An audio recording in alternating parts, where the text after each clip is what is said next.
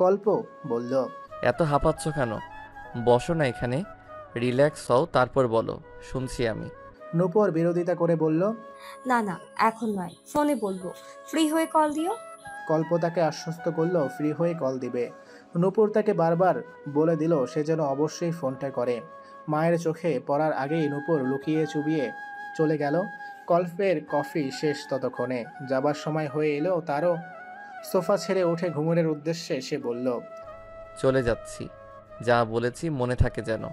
College টলেজ সব বাদ, রিক্তা বাসায় এসে টিউশন দিয়ে যাবে, সবই চলবে, শুধু তুই একা একা বাড়ির বাহিরে পা রাখবি না। নিজের মতো নিষেধাজ্ঞা দিয়ে চলে গেল কল্প। ঘুঙুর নীরব দর্শকের ন্যায় চুপচাপ শ্রবণ করলো সব। চোখে দেখলো তার চলে যাওয়া, কিন্তু মস্তিষ্কে কিছুই ঢুকলো না তার। তার মস্তিষ্ক জুড়ে শুধু ঘুরছে নূপুর কি বলতে চায় কল্পকে, সেটাই। এত জরুরি লুকায়িত কি কথা থাকতে পারে তাদের মধ্যে। আপুর বিয়ে কথাটি কানে যেতেই অবাকের সপ্তম আশ্চর্যে পৌঁছে গেল ঘুঙুর। তার ওই কাঠখোট্টা বোনটির বিয়ে, ছেলের ছবিসহ পুরো বায়োডাটা শুনে নিয়েছে সে। ছেলে অতীব সুপাত্র, ঘুঙুরের পছন্দ হয়েছে, দুলাভাই হিসেবে জমে যাবে একদম। কিন্তু তার আপুটা বিয়ে হলেই তো এই বাড়ি ছেড়ে চিরতরে বিদায় নেবে, তাকে ফেলে চলে যাবে। তখন একা একা এই বাড়িতে ভালো লাগবে তার? আরও নানা রকম মত দ্বিমতের মধ্য দিয়ে আরও একটি ভাবনা মস্তিষ্কে চাপ সৃষ্টি করলো ঘুঙুরের। মনে পড়ে গেল গত রাতে নূপুরকে সে কাঁদতে দেখেছে। আসলেই কি তাই? বাবা মায়ের ঘর থেকে নূপুর কেন কেঁদে বেরিয়েছিল? সকাল থেকেই সারাটা দিন আপুকে কেন বিধ্বস্ত দেখাচ্ছে? পাতাবিহীন শুকনো ডালা পাতার মতো লাগছে। কল্প ভাইয়ের সঙ্গেই বা তার এতটা বিশেষ কথা কিসের? তবে কি কোনো কারণে এই বিয়েতে আপুর আপত্তি আছে? দুয়ে দুয়ে চার করলে যেটা সমাধান মিলছে তা ভাবলেই আটকে উঠছে ঘুঙুরের অন্তকণ। অজানা আশঙ্কায় সর্বাঙ্গ বিষিয়ে উঠছে তার। না, এত চাপ সহ্য করা যায় না। আগে যদি জানতো ভালোবাসায় এত যাতনা, তাহলে কি আর সেই যাতনা গায়ে মাখতো? শক্ত রশি দিয়ে মনটাকে বেঁধে রাখার প্রয়াস করত। বিয়ের একটি সামাজিক বন্ধন।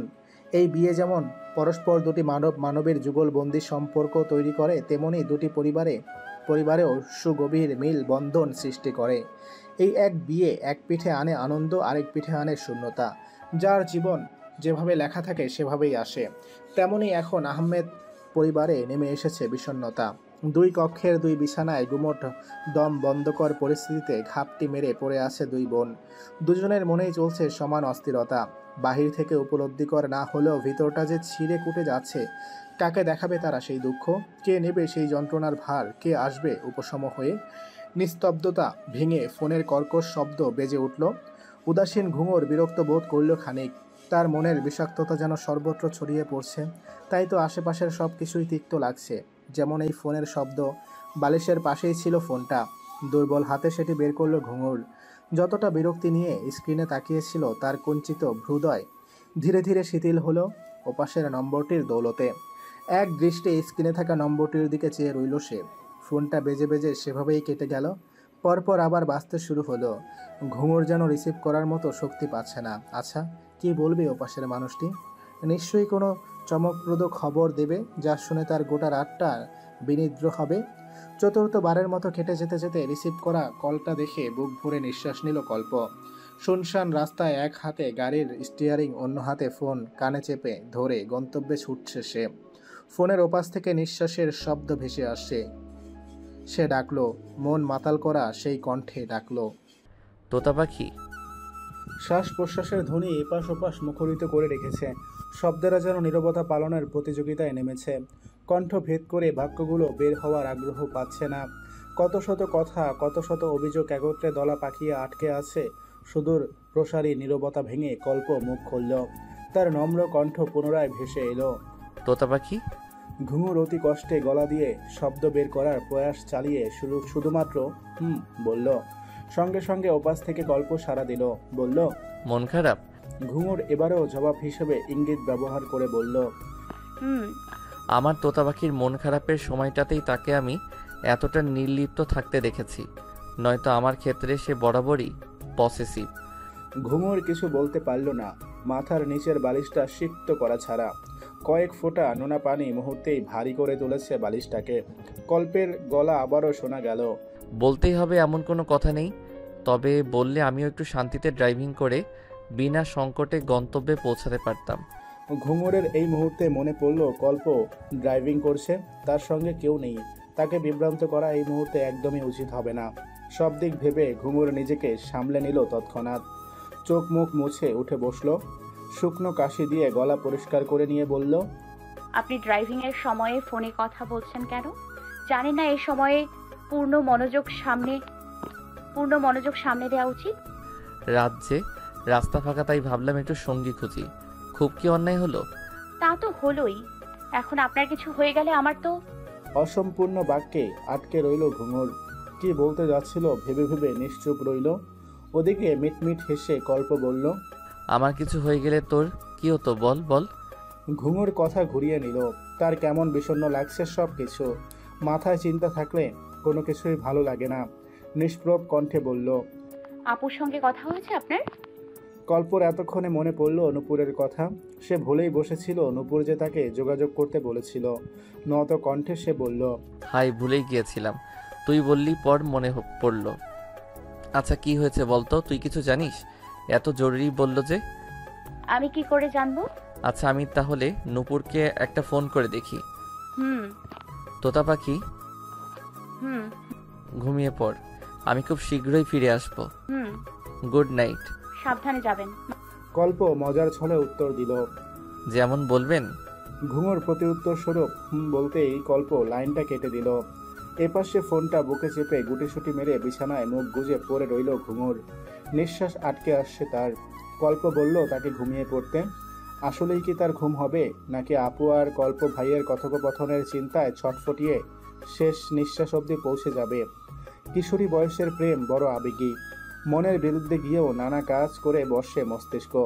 বাকিটা রাত ঘুঙুরের অস্থিরতা বুকে চেপেই কেটে গেল। বার কয়েক কল্পকে ফোন করার ইচ্ছে জাগলেও শেষ পর্যন্ত ইচ্ছেদের বাস্তবে রূপ দিতে ব্যর্থ সে। নিজের মনের অনাকাঙ্ক্ষিত ইচ্ছেকে প্রশ্রয় দিয়ে আরেকজনের বিপদ ডেকে আনা নিশ্চয়ই উচিত হবে না। তার চেয়ে কাল এ বিষয়ে সরাসরি কল্পকে সে প্রশ্ন করবেই, নয়তো তার বিক্ষিপ্ত মন শান্তি পাবে না।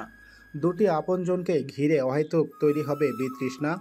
মনে মনে পাহাড় না গড়ে সম্মুখে সব নদী হয়ে যাক, এটাই ভালো হবে। তারপর থেকে দুদিন কেটে গেল। কল্পর নেই কোনো সাক্ষাৎ। সেই যে রাতে ফোন কাটলো নূপুরকে ফোন করবে বলে, সেই থেকে লাপাত্তা সে। একটি ফোন বা মেসেজ কিচ্ছু নেই। কি হলো তার? তবে কি ঘুঙুরের আশঙ্কাই যথার্থ? বিষণ্ণ চিত্তে সারা বাড়ি ঘুরঘুর করে চঞ্চলা প্রাণটি। নলিনা বেগম দুই মেয়ের ভাব ভাব দেখে সন্দিগ্ন চোখে চায়। তার মেয়েগুলো তো এমন ছিল না। বড়জন কাঠখোট্টা হলেও পরিপাটি ছিল। ছোটজন তো ওপরে শান্তশিষ্ট দেখালেও ভেতরে দুরন্তপনায় ঘেরা। অথচ ইদানিং দুই বোনই কেমন বিষাদ মেখে ঘুরে বেড়ায়। এক পলক দেখলেই মনে হয় তাদের চেয়ে বিষাদিনী ইহ জগতে আর দুটি নেই। নলিনা চিন্তিত হন, মেয়েগুলোর এমন দুর্দশা কেন? পর মুহূর্তে নিজেই ভেবে বসেন, বড়জন পরিবার ছাড়ার শোকে তো ছোটজন বোনকে দূর করার শোকে কাতর। দীর্ঘশ্বাস ফেলে তিনি সবটা দেখেন। সময় সবটা ঠিক করবে এই ভেবে মনকে সান্ত্বনা দেন। তার কি কম কষ্ট হচ্ছে? তার নারী ছেঁড়া ধন বিদায় নিবে, শ্বশুর ঘর যাবে, কত কষ্ট হবে তার। মন চাইলেই রাতের আধারে মেয়ের ললাটে আঁকতে পারবেন না চুমু। ধমকে বকে পরিমাণে একটু বেশি খাবার খাইয়ে মনের তৃপ্তি খোঁজারও উপায় থাকবে না। মেয়েটা চলে যাবে অন্যের দখলে, তার মাতৃসত্তা শূন্য করে। আহমেদ বাড়িতে আজ ছোটখাটো উৎসব লেগেছে। বড় মেয়ের এনগেজমেন্ট বলে কথা। কত শত আয়োজন। বিকেলে পাত্রপক্ষ আসবে। আংশিক অনুষ্ঠানে আংটি পরিয়ে একেবারে রাতে খাওয়া দাওয়ার পাট চুকিয়ে তারা ব্যাক করবে। নূপুরকে হালকা সাজগোজ করিয়ে দিয়েছেন নলিনা বেগম। মেয়ে তার আগাগোড়া রোবট সেজে বসে আছে। হাস্যহীন মুখে বড় বেমানান লাগছে সাজগোজগুলো। এত সুন্দর লেগেও কেমন জানি নিষ্প্রাণ সবকিছু। নলিনা বেগম বিরক্ত হলেন। মেয়েকে ধমকে বললেন, কি শুরু করছিস বলতো? মানছি কষ্ট হচ্ছে, তাই বলে এভাবে জিন্দা লাশ হয়ে থাকবি? আরে বাবা, ওরা তো তোকে আজই নিয়ে চলে যাচ্ছে না। বিয়ের এখনো ঢের বাকি। এখন শুধু একটু হাসতো। সব কিছু পরেও কোথাও যেন কমতে লাগছে বোধহয় হাসিটাই। নূপুর গাঢ় হয়ে বসে রইল। মেয়ের নির্বিকারত্ব মেজাজ তিরিক্ষি করে তুলল নলিনার।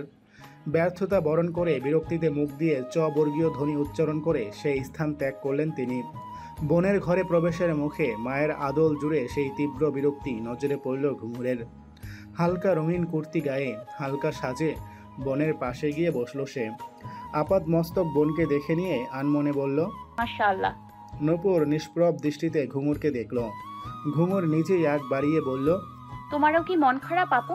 নূপুর বলল। কেন কেন আর কার মন খারাপ? ঘুঙুর উদাসীন হয়ে বলল। কি জানি। নূপুর প্রশ্নসূচক দৃষ্টিতে চেয়ে রইল সঠিক কোনো উত্তরের আশায়। ঘুঙুর তাকে নিরাশ করে প্রসঙ্গ ঘুরিয়ে বলল, চলো, ওরা এসে গেছে, বাবা তোমাকে নিতে পাঠিয়েছেন। নূপুর নড়ল না। ঘুঙুর আল গোছে দীর্ঘশ্বাস ফেলে উঠে দাঁড়ালো। নূপুরের হাত ধরে টেনে নিয়ে যেতে লাগলো তাকে। গোটা ড্রয়িং রুম জুড়ে মেহমানে ভরপুর। পাত্রের বাড়ি থেকে এসেছে 6 জন। পাত্রের মা, বাবা, চাচা, চাচি, চাচাতো ভাই এবং পাত্র নিজেই। আজ আংটি বদল, তাই অল্প সংখ্যক লোক। আগামীতে বড়সড় অনুষ্ঠান হবে।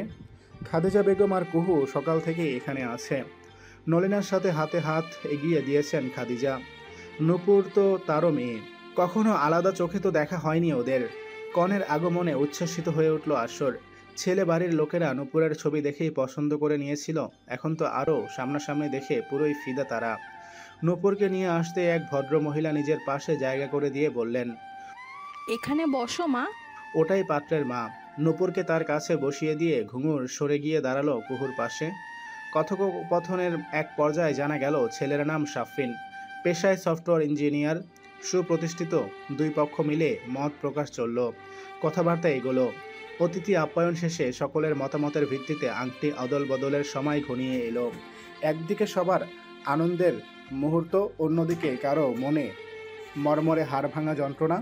সাফিন গুরুজনদের আদেশ মোতাবেক আংটি নিয়ে এগিয়ে এলো। নলিনা বেগম এগিয়ে গিয়ে মেয়ের বাম হাত উঁচিয়ে ধরলেন। সবাই উৎকণ্ঠা নিয়ে তাকিয়ে, যেন গলায় কাটা আটকে থাকলে যেমন হয় তেমন দশা সকলের। আংটিটা পরানো হলেই সবাই স্বস্তির নিঃশ্বাস ফেলবে। ঘুঙুর তাকিয়ে উদাস দৃষ্টিতে। তার কি খুশি হওয়া উচিত নাকি দুঃখ বিলাস করা উচিত? দোটানায় সে। এমনিতেই তো দুদিন যাবৎ সুখের চেয়ে দুঃখের পাল্লাই ভারী তার, তবুও সংকোচে আজ অন্তকোণ। দুহাত যখন খুব কাছাকাছি, সাফিনের হাত থেকে জলজলে স্বর্ণের কারুকার্যময় আংটিখানা নূপুরের বাম হাতের অনামিকা আঙুলে প্রবেশ করবে অনায়াসে। ঠিক সেই সময় সবকিছু চমকে দিয়ে ভারিক্কি কণ্ঠের আওয়াজ পড়ল। সকলের দৃষ্টি ঘুরল সদর দরজায়। থামো, এখানে কোনো এঙ্গেজমেন্ট হবে না। গমগমে পরিবেশটা মুহূর্তে থমথমে রূপ নিয়েছে। প্রত্যেকটি মানুষের মধ্যে কৌতূহল, বিস্ময় বহতা। সদর দরজা বরাবর কল্প দাঁড়িয়ে। একটু আগেকার গগন বিহারী বার্তা তারই কণ্ঠের। পরিস্থিতি বুঝে আমির সাহেব আসন ছেড়ে উঠে দাঁড়ালেন। কণ্ঠে বেতৃষ্ণা ঢেলে বললেন, তুমি এসব কি বলছো? বাবার মতো সব জায়গায় শুধু বাগড়া দিতে জানো। কল্প তার কথাকে সম্পূর্ণ অগ্রাহ্যের দৃষ্টিতে দেখল। তার পূর্ণ মনোযোগ নূপুরের দিকে। সে 2 কদম ভেতরে এগোলো, তার পথ আটকে দাঁড়ালেন খাদিজা বেগম। আতঙ্কিত দৃষ্টিতে চেয়ে বললেন, এসব কি বলছিস বাবা? কেন বলছিস এঙ্গেজমেন্ট কেন হবে না? কল্প তার কাঁধে হাত রেখে চোখে আশ্বস্ত করে তাকে পাশে সরিয়ে নূপুরের নিকট এগিয়ে গেল। পরপর উপস্থিত পরিস্থিতি 3 গুণ স্তম্ভিত করে দৃঢ়তার সহিত প্রশ্ন করে বলল, নূপুর, তুমি কি এই বিয়েটা করতে চাও? কতগুলো উৎসুক দৃষ্টি ওদের দিকে চেয়ে আছে। নূপুর কল্পের দিকে অসহায় দৃষ্টে চেয়ে রইল। তার মধ্যে দোনামোনা কাজ খেলা করছে। কল্প সব জেনে শুনে কেন এমন করছে তার বোধগম্য হচ্ছে না। তার ভাবনা কৌতূহলে ছেদ টেনে কল্প আবারও একই প্রশ্ন করল। এবার তার কণ্ঠে দ্বিগুণ কাঠিন্যতা লক্ষণীয়। Nupur, I said, do you want to do this marriage? থমক খেয়ে নূপুর চমকে উঠল। সে থতমত খেয়ে মুখ খুলতে নিতেই তেড়ে এলেন আমির সাহেব। কল্পের সম্মুখে দাঁড়িয়ে বললেন, এ ছেলে, তুমি এসব কি শুরু করেছো? শুভ কাজ তাড়াতাড়ি শেষ করে দাও। এখনই বেরিয়ে যাও আমার বাড়ি থেকে। খাদিজা ভাবি, আপনার ছেলেকে সামলান, ওসব কি করছে? খাদিজা বেগম পুনরায় ছুটে এলেন ছেলের কাছে। কল্পর হাত ধরে টানতে টানতে অনেক কিছু বলে বকতে লাগলেন, কিন্তু কল্প তার প্রতিজ্ঞায় দৃঢ়। সে এবার চিৎকার করে বলে উঠল, নূপুর, দেরি হয়ে যাচ্ছে কিন্তু। সব কিছু হাতের নাগালে থাকতে মুখ খোলো, নয়তো যত পেছবে পরিণামে তোমারই ক্ষতি। পাত্রপক্ষ হতভম্ব, এদিকে সবাই দিশেহারা। কল্প, নূপুর তীব্রভাবে উত্তেজিত। সবার সবকিছু ছাপিয়ে একটি প্রাণ ভেতর থেকে ভীষণভাবে দুর্বল হয়ে পড়ছে। সময় যত গড়াচ্ছে চোখের সামনে অপ্রত্যাশিতভাবে ঘটে চলা ঘটনাগুলোকে কেন্দ্র করে ক্রমেই তার আশঙ্কা সত্যতায় রূপ বদল করছে। কল্প কেন এমন করছে? দুর্বল চিত্তখানা নিয়ে সে আর ওখানে দাঁড়ানোর ক্ষমতা পেল না। এক পা দুপা করে কদম গুনে সরে গেল সেখান থেকে খানিক দূরে। তনদ্দে ভেসে এলো নূপুরের কণ্ঠ। না, হ্যাঁ, এই বিয়েতে আমি রাজি নই। লম্বা নিঃশ্বাস ফেলল কল্প। তার পরিশ্রম সার্থক। এদিকে এটা শোনা মাত্রই হুলস্থুল লেগে গেল। পাত্রপক্ষ বেজায় চটে গেছে এভাবে তাদের হেনস্থা করানোর জন্য।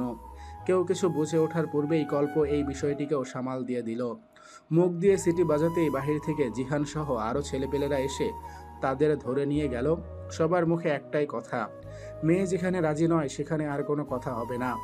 ছেলেপক্ষ একটা টু শব্দ করার সুযোগ অবধি পেল না। তার আগেই তাদের বিনয়ের সহিত গাড়িতে তুলে দেওয়া হলো। যদিও এতগুলো ছেলেপেলে দেখে তারাও কিঞ্চিত ভয় পেয়ে গিয়েছিল, তবে ওদের বিনয়ী আচরণে আর বেশি কথা বাড়াননি। টুপটাপ কেটে পড়েছেন। ড্রয়িং রুম জুড়ে নীরবতা। একটু আগেই পরপর চারটে ভারী আওয়াজে মুখরিত হয়েছে চতুর্দিক। একদিকে নলিনা বেগম, অপরদিকে খাদিজা বেগম। ঠাস ঠাস চারটে চর বসিয়েছেন ছেলে মেয়ের গালে। আমির সাহেব ক্রোধান্বিত বদনে শক্ত হয়ে বসে আছেন সিঙ্গেল সোফায়। এতটা হেনস্থা সে বাপের জন্মে কখনো হয়নি। আজ এই বাচ্চাগুলো মান ইজ্জত সব খেয়ে দিল। বিয়েতে যখন মত ছিলই না তখন আগে কেন বলল না? এত আয়োজন সব বৃথা, সেই সঙ্গে মান ইজ্জত ফ্রিতে গেল। আজ প্রথমবারের মতো মনে হচ্ছে তোর মতো ছেলে জন্ম দিয়ে আমি পাপ করেছি, মহাপাপ। খাদিজা বেগমের চিৎকারে থমকে থাকা পরিবেশ ছলকে উঠলে যেন। নিস্তব্ধ পরিবেশে কথাগুলো বেশ ভারী শোনালো। সেই সঙ্গে কল্প এই প্রথম আবিষ্কার করলো তার মা তাকে মন থেকে কর্কশ বাক্য শোনাচ্ছে।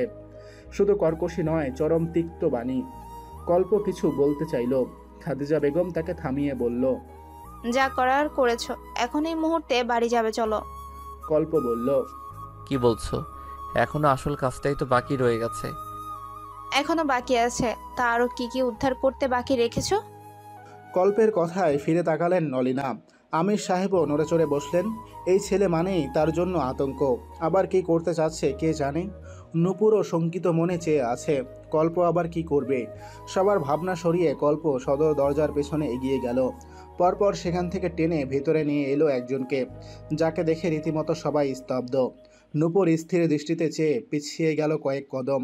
পেছনে সোফায় আটকে ধপ করে বসে পড়ল। তার চক্ষু দিয়ে অনবরত গড়গড়িয়ে অশ্রু ঝরে পড়ছে। চেয়েও থামাতে পারছে না। নিষ্প্রাণ ঝর্ণার ন্যায় ঝরে চলেছে অবিরত। ভবঘুরে ছন্নছাড়া ছেলেটি আজকে ভীষণ পরিপাটি। আপাদ মস্তক পরিপূর্ণতায় ঘেরা। চোখ একবার ওই বদনে গেলে সেখানেই আটকে যায়। বছর 4 আগে পরিবারের সঙ্গে মনোমালিন্য ঘটিয়ে হুট করে গায়েব হয়ে যাওয়া ছেলেটার এভাবে প্রত্যাবর্তন অতি আশ্চর্যজনক। ছেলেটি এগিয়ে এলো ধীর পায়ে। কল্পর পাশ কেটে সরাসরি গিয়ে দাঁড়ালো নূপুরের সামনে। নূপুর সোফা ছেড়ে উঠে দাঁড়ালো। ক্লান্ত দৃষ্টি মেলে চেয়ে রইল ছেলেটির পানে। চোখে চোখে কথা হলো। কি যে হলো, সহসা হাউমাউ করে কেঁদে ভাসালো নূপুর। ছেলেটি দুহাতে তার কাঁধ চেপে ধরল সান্ত্বনা স্বরূপ। সুগভীর কণ্ঠে বলল, এসেছি তো, থেমে যাও। নূপুর থামল না। তার কান্নার গতি তীব্র থেকে তীব্রতর হলো। শরীরের সমস্ত শক্তি ছেড়ে দিয়ে ধপাস করে মেঝেতে বসে পড়ে কাঁদতে লাগলো চিৎকার করে। সে যেন চৈতন্যহারা। আশেপাশে তার বাবা চেয়ে, মা চেয়ে, আরও কতজন, অথচ তার সেদিকে কোনো হুঁশ নেই। সে ব্যস্ত নিজেকে নিয়ে। অন্য কোথাও তিল পরিমাণ মনোযোগ তার নেই। রোহান ও নূপুরের সম্মুখে হাঁটু গেড়ে বসে পড়ল। তাকে নানাভাবে সান্ত্বনা দিতে ব্যস্ত। দুটি অপেক্ষিত প্রাণ দিন দুনিয়া ভুলে যখন একে অপরের প্রতি গভীর অনুভূতি বিনিময়ে ব্যস্ত, তখনই গর্জে উঠলেন আমির সাহেব। বজ্র কণ্ঠে বললেন, এখানে তামাশা চলছে। এমন গগনবিদারী চিৎকারে কিছুটা হলেও চৈতন্য ফিরল সকলের। নূপুরকে তুলে নিজেও দাঁড়িয়ে পড়ল রোহান। নূপুর চোখের পানি মুছে নত বদনে দাঁড়িয়ে রইল। আর চোখে বার কয়েক কল্পকে দেখে নিতে ভুলল না। রোহানও তারই ভরসায়। ওদেরকে এক পলক দেখে নিয়ে কল্প আমির সাহেবের সম্মুখীন হলো। শটান হয়ে দাঁড়িয়ে দৃঢ় কণ্ঠে বলল, এখানে কোনো তামাশা নয়, সত্য খোলাসা করা হচ্ছে। কিসের সত্যি? আমি তো কিছুই বুঝতে পারছি না। ওরা দুজন দুজনকে ভালোবাসে, এর চেয়ে বড় সত্য আর কি হতে পারে? মুহূর্তে জ্বলে উঠলেন আমির সাহেব। পুনর্বার শোনা গেল তার কর্কশ কণ্ঠ। কিছুক্ষণ শক্ত ভঙ্গিতে স্ত্রীর দিকে চেয়ে থেকে দাঁতে দাঁত চেপে বললেন, অসম্ভব।